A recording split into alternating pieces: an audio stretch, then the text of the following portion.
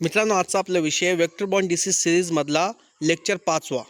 कोणता? Japanese encephalitis disease. कोणता मित्रांनो? जॅपनीज इन्सेफ्लायटिस जीई पार्ट 1 आपण त्याचा बघणार आहोत. ठीक आहे मित्रांनो. आता पार्ट 1 मध्ये आपण काय बघणार आहोत मित्रांनो? General information of disease. ठीक आहे, चल सुरुवात करूया. नमस्कार मित्रांनो, स्वागत आहे तुमचं MPW लर्निंग सेंटरमध्ये. आज आपण वेक्टर बॉर्न डिसीज सिरीजमधील अत्यंत महत्त्वाचा विषय जॅपनीज इन्सेफ्लायटिस जीई शिकणार आहोत. हा विषय महाराष्ट्र आरोग्य विभाग भरती MPW health inspector, health supervisor आणि सॅनिटरी इन्स्पेक्टर परीक्षेमध्ये वारंवार विचारला जातो. आजच्या पार्ट 1 मध्ये आपण जॅपनीज इन्सेफ्लायटिसची जनरल इन्फॉर्मेशन संपूर्ण समजून घेणार आहोत. चला सुरुवात करूया मित्रांनो. सगळ्यात अगोदर आपण ह्याची डेफिनेशन पाहूया की जॅपनीज इन्सेफ्लायटिस म्हणजे काय. ठीक आहे मित्रांनो, सगळ्यात अगोदर आपण काय करू, ह्याची डेफिनेशन पाहू. आता मित्रांनो, जॅपनीज इन्सेफ्लायटिस जी हा व्हायरल वेक्टर बॉर्न डिसीज आहे. मित्रांनो, कोणता आहे? व्हायरल वेक्टर बॉर्न डिसीज आहे. ठीक आहे मित्रांनो, हे लक्षात ठेवा. हा रोग जॅपनीज इन्सेफ्लायटिस व्हायरसमुळे होतो. मित्रांनो, हे कोणत्या व्हायरसमुळे होतो? जॅपनीज इन्सेफ्लायटिस व्हायरस म्हणजे GEV. कशामुळे होतो मित्रांनो? जॅपनीज इन्सेफ्लायटिस व्हायरसमुळे होतो. आणि क्युलेक्स डासाच्या चाव्यामुळे पसरतो. हे लक्षात ठेवा मित्रांनो. जी कोणत्या डासाच्या चाव्यामुळे पसरतो मित्रांनो? क्युलेक्स ज्याच्यामुळे पण फॅलेरिस पण पसरतो आणि GE पण पसरतो. ठीक आहे. आता GEचा व्हायरस कोणता आहे मित्रांनो? Japanese encephalitis virus. हे त्यामुळे हे GE होतो. हे लक्षात ठेवा. हा विषाणू मेंदूवर परिणाम करून इन्फ्लायटिस म्हणजे मेंदूची सूज निर्माण करतो. म्हणजे इन्सेफ्लायटिस म्हणजे काय मित्रांनो? मेंदूची सूज निर्माण करतो. ओके. आता मित्रांनो, एक्झाम पॉईंट लक्षात ठेवायचे आपल्याला. डिसीज कोणता आहे? GE. एजंट कोणता आहे? GEV म्हणजे जॅपनीज इन्सेफ्लायटिस व्हायरस. हे एजंट आहे. आता ह्याचा वेक्टर कोणता मित्रांनो? क्युलेक्स. काय मित्रांनो? ह्याचा वेक्टर कोणत्या डासामार्फत हे पसरतो? क्युलेक्स डासामार्फत. ओके. आता देन नेक्स्ट पॉईंट पाहूया मित्रांनो. हा वेक्टर बॉर्न डिसीज GE हा वेक्टर बॉर्न डिसीज का म्हणतात? GEला हा वेक्टर बॉर्न डिसीजला का म्हणतात? म्हणजे मित्रांनो, आता लक्षात घ्या. वेक्टर म्हणजे असा जिवंत वाहक जो रोगकारक एका व्यक्तीकडून दुसऱ्याकडे व्यक्तीकडे पोहोचवतो. मित्रांनो, लक्षात ठेवा. वेक्टर म्हणजे असा जिवंत वाहक जो रोगकारक एका व्यक्तीकडून दुसऱ्याकडे पोहोचवतो. GEमध्ये हा वाहक म्हणजे क्युलेक्स आहे. कोणता मित्रांनो? GEमध्ये क्युलेक्स आहे. GEमध्ये काय मित्रांनो? हे डास क्युलेक्स आहे. ओके. म्हणून हा GE हा वेक्टर बॉर्न डिसीज आहे. म्हणून काय मित्रांनो? हे GE वेक्टर बॉर्न डिसीज आहे. आता मित्रांनो, ह्याची हिस्ट्री पाहूया आपण. जॅपनीज इन्सेफ्लायटिसचा पहिला मोठा उद्रेक जपानमध्ये 1924 नोंदवला गेला. मित्रांनो, हे लक्षात ठेवा. काय मित्रांनो? 1924 नोंदवला गेला. कोणता मोठा उद्रेक? आता याच कारणामुळे या रोगाला GE असे नाव देण्यात आले. जॅपनीज इन्सेफ्लायटिस असं नाव देण्यात आलं मित्रांनो. ठीक आहे.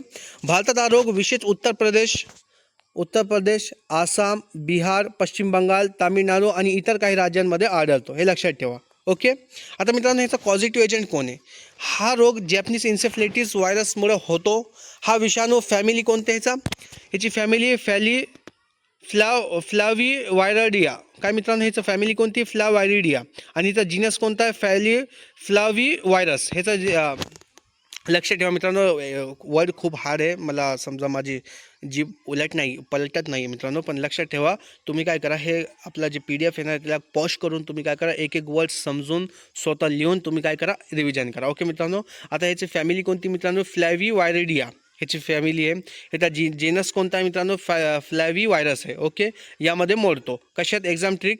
Dengue plus GE plus flavivirus. ह्याचा जे व्हायरस आहे ना मित्रांनो, फॅलिवायरस, हे डेंग्यूचा पण जीनस आहे आणि GEचा पण जीनस आहे. ओके. आता मित्रांनो, नेक्स्ट पॉईंट पाहूया आपण. ह्याचा वेक्टर म्हणजे वाहक कोणता आहे? ह्याचा मुख्य वेक्टर आहे मित्रांनो क्युलेक्स. ट्रिटायनोरायचस. ओके. इतर काही क्युलेक्स प्रजाती म्हणजे culex vishnui, culex gelidus. Exam point मित्रांनो, GEचा मुख्य वेक्टर क्युलेक्स आहे. ओके मित्रांनो. क्युलेक्स नोरॅचस. ओके मित्रांनो, हे लक्षात ह्याचा पॉईंट आहे. मित्रांनो, ह्याचा रिझर्वियर कोणता आहे? साठवणूक स्टोअर. GEचा मुख्य रिझर्वियर आहेत अर्डाईड बर्ड्स. काय मित्रांनो? मुख्य रिझर्वियर कोणता? अर्डाईड बर्ड्स म्हणजे हेरॉन आणि एग्रेंट हे पक्षी विषाणू निसर्गात टिकून ठेवतात. आणि मित्रांनो, पिग एम्फ्लिफाईंग हॉस्ट. एम्फ्लिफ्लाइंग हॉस्ट. डुकरांमध्ये व्हायरस मोठ्या प्रमाणात वाढतो, म्हणून पिगला एम्फ्लिफाईंग हॉस्ट म्हणतात. एक्झाम पॉईंट रिझर्वियर कोणता ह्याचा मित्रांनो? अर्डाईड बर्ड्स. आणि एम्फ्लिफाईंग हॉस्ट कोणता आहे मित्रांनो? पिग. मित्रांनो, ह्याचा होस्ट कोणता? अष्टदाता. कशामध्ये थांबतोय? ह्युमन. डेड अँड हॉस्ट मित्रांनो अपघाती हॉस्ट हे म्हणजे मित्रांनो डेड अँड हॉस्ट, कारण मानवाच्या रक्तामध्ये व्हायरसचे प्रमाण इतके कमी असते की पुढे डासांना संसर्ग होत नाही.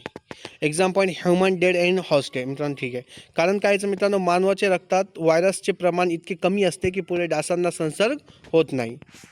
आता सोर्स ऑफ इन्फेक्शन मित्रांनो संक्रमित पीक किंवा आयोडाईड बर्ड यांना क्लोज डास चावतो. लक्षात ठेवा, संक्रमित पीक किंवा आयोडाईड बर्ड यांना क्युलक डास चावतो. डासामध्ये व्हायरस वाढतो, त्यानंतर तोच डास निरोगी व्यक्तीला चावल्यानंतर रोग होतो. ठीक आहे, एवढं सोर्स ऑफ इन्फेक्शन मित्रांनो लक्षात आलं. एकदम सोप्या भाषेत मी तुम्हाला नोट्स तयार करून दिलेले आहे की संक्रमित पीक किंवा आयोडाईड बर्ड्स यांना क्युलेक डास चावतो, डासामध्ये व्हायरस वाढतो, त्यानंतर तो डास निरोगी व्यक्तीला चावल्यास रोग होतो. ओके. देन मित्रांनो मोड ऑफ ट्रान्समिशन प्रसाराचा मार्ग. मुख्य प्रसार कोणता मित्रांनो संक्रमित क्युलेक्स मॉस्किटो बाईट. महत्त्वाचे हा रोग एका व्यक्तीकडून दुसऱ्या व्यक्तीकडे पसरत नाही, स्पर्श आणि किंवा पाण्याद्वारे पसरत नाही. इन्क्युबेशन पिरियड हे मित्रांनो लक्षात ठेवा, हे महत्त्वाचं आहे. काय मित्रांनो इन्क्युबेशन पिरियड हे लक्षात ठेवा. याचा इन्क्युबेशन पिरियड आहे मित्रांनो जीईचा इन्क्युबेशन पिरियड आहे 5 ते 15 दिवस. किती मित्रांनो 5 ते 15 दिवस आहे इन्क्युबेशन पिरियड. 5 ते 15 दिवस आहे. एक्झाम पॉईंट लक्षात ठेवा. आता मित्रांनो ट्रान्समिशन सायकल स्टेप 1 व्हायरस आयोडाईड बर्ड्समध्ये असतो. काय मित्रांनो व्हायरस कशामध्ये असतो आयोडाईड बर्ड्समध्ये असतो. देन क्युलेक डास पक्षी किंवा पिगला चावतो. स्टेप 3 व्हायरस डासामध्ये वाढतो. स्टेप 4 डास मानवाला चावतो. स्टेप 5 मानवामध्ये रोग निर्माण होतो. मित्रांनो एकदम सोप्या भाषेमध्ये तुम्हाला मी नोट्स तयार करून दिलेले. आता एक्झाम पॉईंट काय मित्रांनो ह्युमन पुढील संसर्गासाठी स्रोत नसतो, डेड अँड हॉस्ट आहे. ह्युमनमध्ये संसर्ग होत नसतो मित्रांनो. आता मित्रांनो ह्याचं पॅथोजेन्सिस काय रोगनिर्मिती प्रक्रिया. मित्रांनो व्हायरस रक्तामध्ये प्रवेश करतो, रक्तातून मेंदूपर्यंत पोहोचतो, मेंदूमध्ये सूज इन्सेफ्लाइट निर्माण करतो, मंजास्थांवर परिणाम करतो. ठीक आहे मित्रांनो हे लक्षात ठेवा पॅथोजेन्सिस. तिसरे मित्रांनो क्लिनिकल फीचर्स लक्षणे. सुरुवातीची लक्षणे काय मित्रांनो अचानक ताप, तीव्र डोकेदुखी, उलटी, अशक्तपणा हे सुरुवातीचे लक्षणे. मित्रांनो गंभीर लक्षणे मान आखडणे, नेक रिडायडिटी, झटके येणे, बेशुद्ध व्यवस्था आणि कोमा हे मित्रांनो गंभीर लक्षणे. आता मित्रांनो याचे कॉम्प्लिकेशन्स कोणते कायमस्वरूपी मेंदूचे नुकसान, मानसिक विकासात अडथळा, लकवा, ऐकण्याची समस्या आणि मृत्यू हे कॉम्प्लिकेशन्स आहे मित्रांनो द्यायचे. आता एक्झाम पॉईंटमध्ये एक्झाम पॉईंट काय यायचं मित्रांनो जीईमध्ये मृत्यूदर आणि अपंगत्वाचे प्रमाण जास्त असू शकते. मित्रांनो जीईमध्ये मृत्यूदर आणि अपंगत्वाचे प्रमाण जास्त असू शकते. आता एपिडेमिलॉजी रोगप्रसार. हा रोग भात शेती असलेल्या भागात, डुक्कर पालन असलेल्या भागात, पावसाळा आणि पावसाळ्यानंतर ग्रामीण भागात जास्त प्रमाणात आढळतो. ठीक आहे मित्रांनो. आता मित्रांनो ह्याचे हाय रिस्क ग्रुप कोणते 15 वर्षाखालील मुले, ग्रामीण भागातील लोक, भात शेती करणारे, डुक्कर पालन करणारे. ठीक आहे मित्रांनो ह्याचे हाय रिस्क ग्रुप्स आहे. आता important exam points rapid revision आपण घेऊया लेक्चरचं.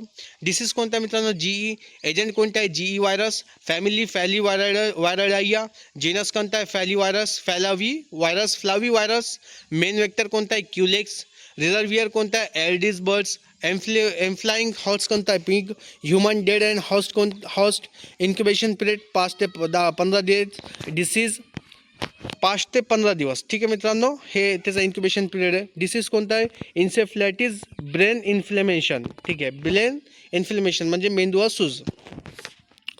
मित्रांनो आजच्या पार्ट 1 मध्ये आपण जॅपनीज इन्सेफ्लायटिसची जनरल इन्फॉर्मेशन पूर्ण केली. यात definition, history, causative agent, vector, reservoir, amplifying host, dead end host, transmission, incubation period, pathogenesis, clinical features, complications आणि एपिडेमिलॉजी याचा सविस्तर अभ्यास केला. ठीक आहे. आता पुढील पार्ट 2 मध्ये आपण diagnosis, IgM, ELISA, CSF, treatment, GE vaccine, prevention, surveillance, AES, surveillance, MPWची भूमिका आणि महत्त्वाचे MCQ सविस्तर शिकणार आहोत. मित्रांनो हा व्हिडिओ उपयुक्त वाटला असेल तर लाईक करा, चॅनलला सबस्क्राईब करा आणि बेल आयकॉन नक्की दाबा, जेणेकरून आरोग्य विभाग भरती 2026 संदर्भातील प्रत्येक ऑफिशियल अपडेट, संपूर्ण सिलेबस, MCQज आणि महत्त्वाचे लेक्चर सर्वात आधी तुमच्यापर्यंत पोहोचतील. धन्यवाद. भेटूया पुढच्या लेक्चरमध्ये. तोपर्यंत थँक्यू.